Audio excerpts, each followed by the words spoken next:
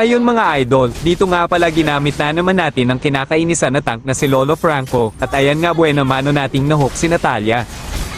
Dito naman nakakainis yung core namin kasi nahook ko na nga yung core ng kalaban, hindi pa niya nakuha yung turtle, nag-exhibition ba naman?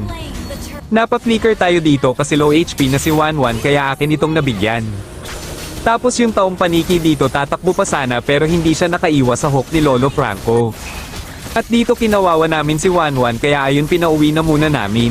Dito napalo ko sa ulo si Cici Leon, ayun tulog. Habang nagto-turtle kami dito nahuli ko si Cici Leon kaso biglang nawala. Kaya akin itong sinundan at sinipa sa mukha. Isasama ko pa sana si Fredrin dito kaso ang tagal ng ating ulti kaya nag-back na tayo kasi kinakalmat na tayo ni Natalia.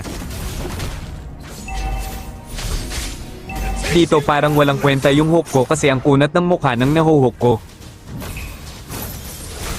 Na-push na namin